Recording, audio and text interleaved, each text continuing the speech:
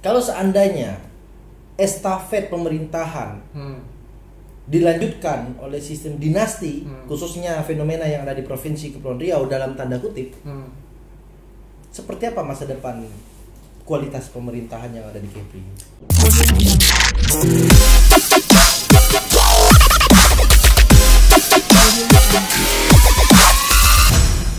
Batas Waras, cara cerdas untuk waras. Well, kembali lagi di Batas Waras, cara cerdas untuk waras. Seperti percakapan di sesi pertama tadi Pak Rendra, kita melanjutkan di sesi kedua ini. Tadi mengatakan tentang ada korelasi antara politik dengan makanan. Ini seperti apa?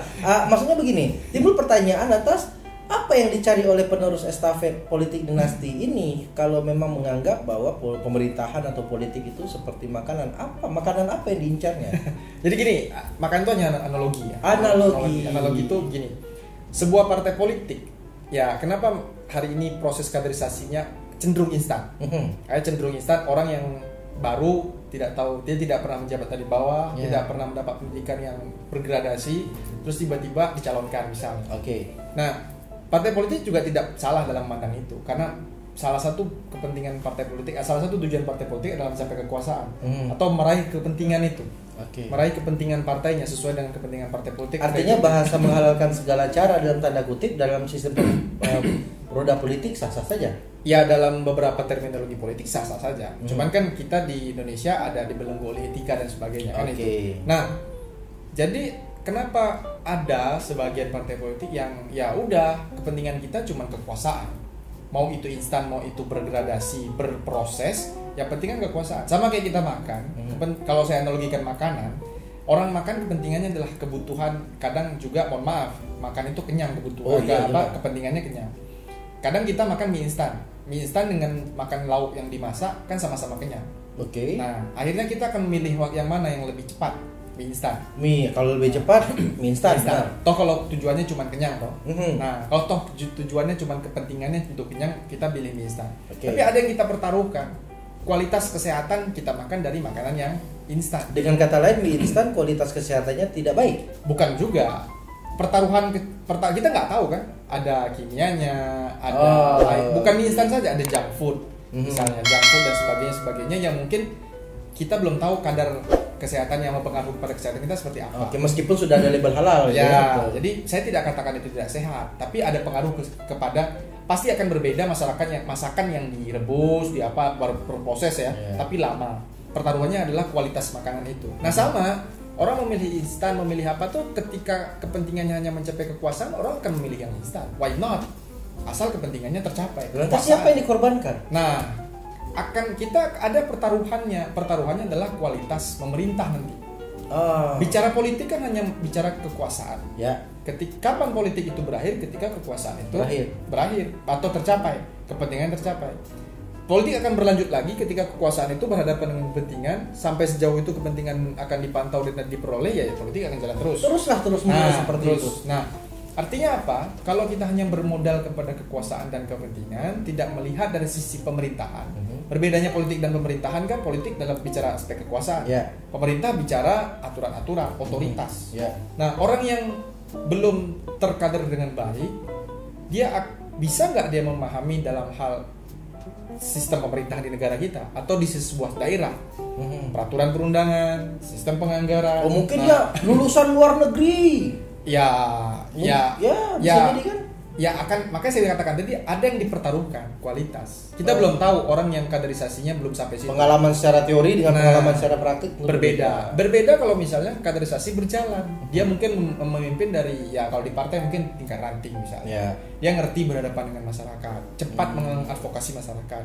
Kemudian katakanlah dia sebelum jadi kepala daerah atau sebelum jadi bakal calon, dia jadi anggota DPRD dulu.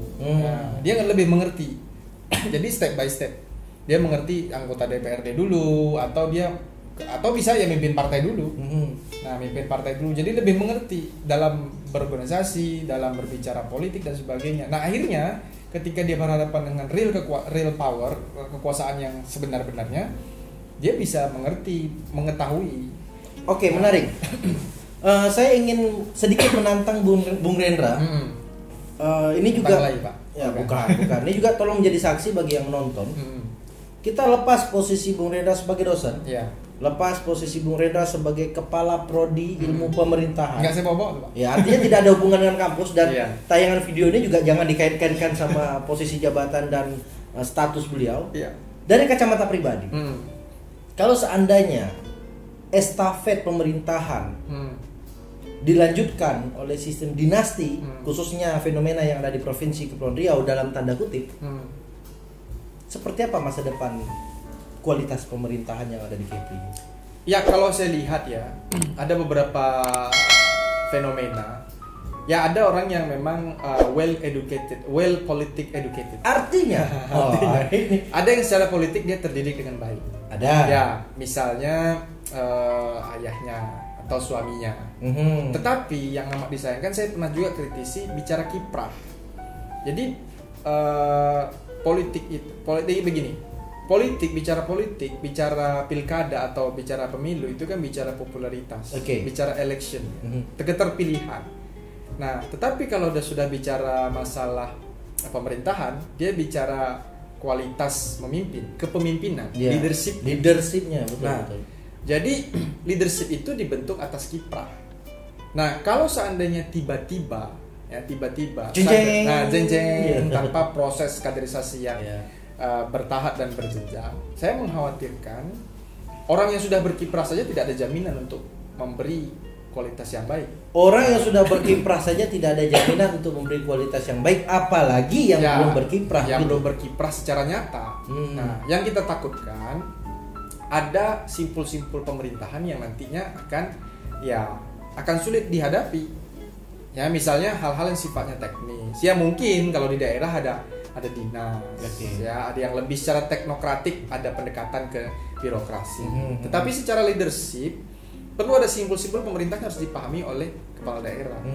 Nah, jadi kan ya yang kita tidak mau adalah terjadinya shadow power.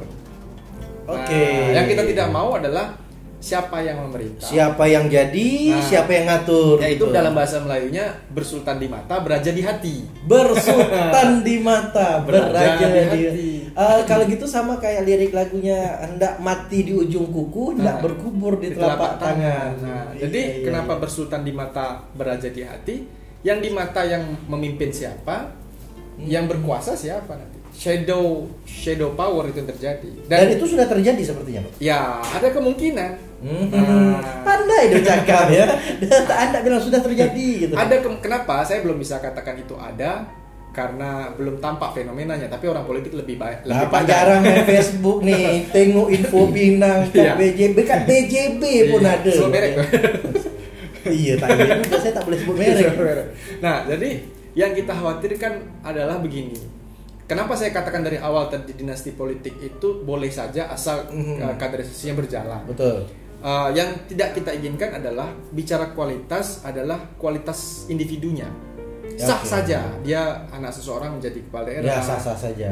Istri seseorang atau sepupu seseorang atau siapapun itu jadi kepala daerah. Banyak juga bukti misalnya anak pemulung bisa jadi polisi. Ya itu sah-sah saja. Tapi yang kita khawatirkan adalah ketika dia tidak terproses dengan baik, hanya proses karbitan dan sebagainya, ada shadow power di situ. Itu yang saya katakan tadi. Kenapa dinasti politik muncul? Ada satu kesan untuk menjaga pengaruh. Kalau ingin menjaga pengaruh kan relasinya ke kekuasaan. Kekuasaan itu kan sesuatu sikap untuk bagaimana bisa memperparah. Nah, si tokoh ini yang memang yang menjadi sultan tidak memiliki pengaruh yang sama, equal dengan sebelumnya. Di-create lah sedemikian rupa. Di-create sehingga terjadi apa? Shadow power. Ya, jadi powernya tetap ada tapi shadowing.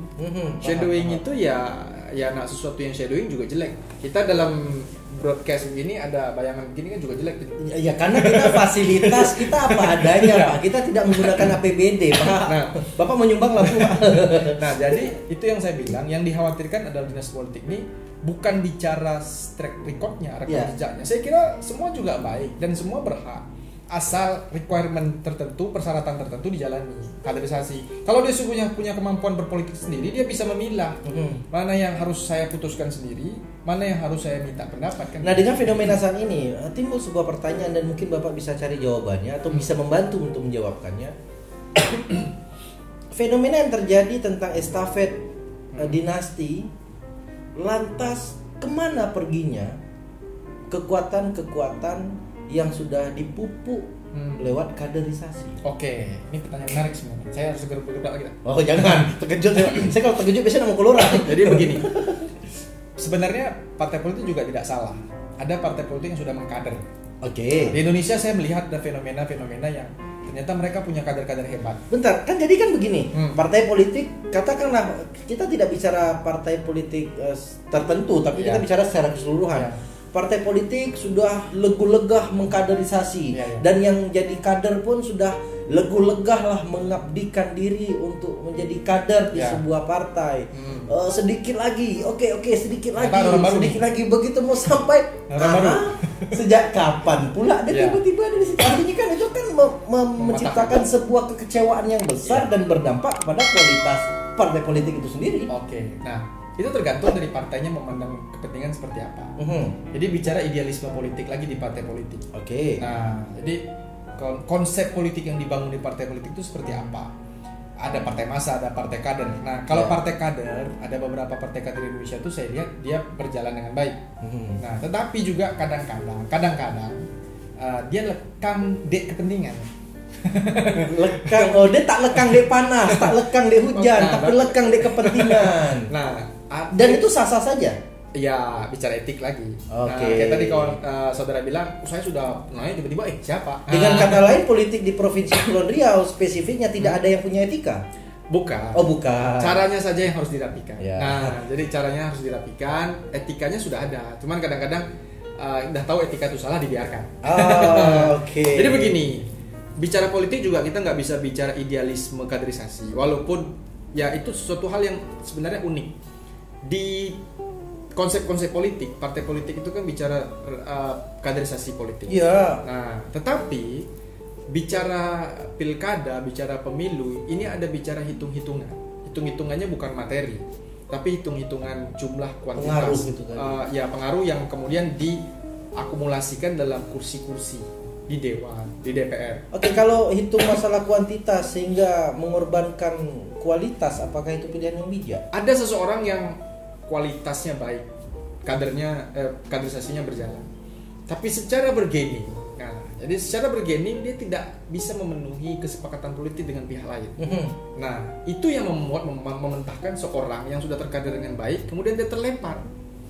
Nah, jadi sistem politik kita yang memaksa orang itu untuk melakukan bergening politik bukan hanya secara internal, tapi juga secara eksternal dengan pihak-pihak atau dengan partai lain bahkan. Nah, karena di dalam sistem pilkada kita lewat undang-undang pilkada kan yang dicalonkan itu adalah partai politik atau gabungan. Itu syarat lagi ada beberapa jumlah kursi. Nah, katakan kuota. Katakan ada seorang yang berkualitas sudah dikader dengan baik, tapi ternyata si partai ini tidak memenuhi kursi yang pas untuk mencalonkan seseorang dan tidak punya nilai jual untuk menggabung partai. Dan calon yang dikader tidak punya bergening politik yang baik atau tidak punya nilai jual yang baik ke partai lain. Partai lain akan berpikir berbanyak kali kan gitu. Tapi ketika dia ngambil orang ini punya popularitas yang baik, atau katakan nih si A dan si X ternyata punya popularitas yang baik, nilai jual yang baik dengan pihak-pihak lain, partai-partai lain, why not? Nah, jadi itu yang kadang secara hitungan politik menjejas orang yang sudah dikaderisasi. Kalau begitu ngapain harus ada kaderisasi dong dalam partai politik? Bukan itu pertanyaannya. Bagaimana prosesnya dalam perpolitikan kita di Indonesia? Saya ganti. Nah, bagaimana prosesnya dalam perpolitikan Indonesia? Ya sama. Oh iya. Soalnya kan tadi bukan itu pertanyaannya. Jadi yang harus diperbaiki adalah mekanisme dalam pencalonan. Mekanisme yang di gerbang akhir muara tadi ya. Jadi mekanisme yang harus diperbaiki. Ya mekanisme itu ya pasti lewat peraturan perundangan. Nah, ya tapi karena yang merancang juga orang-orang politik, yang berpikir juga orang-orang politik, ya dan mungkin bisa jadi ada dinasti di dalam itu. Ya, jadi kepentingan mereka masuk dalam aturan-aturan mekanisme itu. Nah, jadi yang harus diperbaiki adalah mekanismenya. Jadi kalau memang demokrasi dibuka untuk seluruh orang, mencegah dinasti politik yang dikhawatirkan ada shadow power tadi, ya bermain pada mekanisme. Nah, karena saya yakin dan percaya setiap partai politik sudah melakukan proses kaderisasi secara internal. Tapi kadang-kadang disayangkan ketika sudah matang di kader, dilempar ke luar tak laku kan begitu. Ada mekanisme yang secara aturan perpolitikan di negara kita yang memaksa partai harus ya kalau gitu mungkin sistem kaderisasinya juga harus dirubah, bagaimana ketika dijual produknya laku. Ya benar. Mak saya buat goreng pisang. Nah, sedap, ya. Tapi mungkin packagingnya tak bagus kan itu. Ya. KFC katakanlah misalnya tak sedap, tapi karena packagingnya bagus. Nah, ya benar kata saudara. Jaga politik dia saudara. Nanti kekuasaan dah sampai hilang saudara. Jadi betul kata waktu ya. Nah, kaderisasi juga bukan bicara akademik ya. Oke. Nah, tapi kualitasnya. Ada yang partai politik ya secara internal dia kualitasnya baik, tapi nilai jualnya kurang. Itu banyak sekali partai politik. Nah, sebelum melanjutkan itu, Pak Rendra, bisa dibaca ini Pak Rendra dari ucapan ini dari Allah Yarham Agung Iman Santoso, Kapolri. Boleh dibaca Pak Rendra? Baik menjadi orang penting, tapi lebih baik menjadi orang baik. Salah. Baik menjadi orang penting, tapi lebih penting menjadi orang baik. Baik menjadi orang penting, tetapi lebih penting menjadi orang baik. Seperti apa kelanjutan diskusi ini? Apa dampaknya ketika kualitas itu tidak baik kepada masyarakat? Atau mungkin masyarakat ini sudah menjadi korban terlalu lama? Seperti apa dampak-dampaknya? Dan masih banyak lagi segudang pertanyaan yang ingin saya tanyakan kepada Pak Rendra yang satu ini. Tetap saksikan Batas Waras, karena Batas Waras cara cerdas jadi waras. Cara cerdas untuk waras. Budak sekarang memang dah terbiar, seluar ketat nampak martabak coklat. Kalau dipandang jadi lemah semangat, bergerak-gerak daging dan urat, bergerak-gerak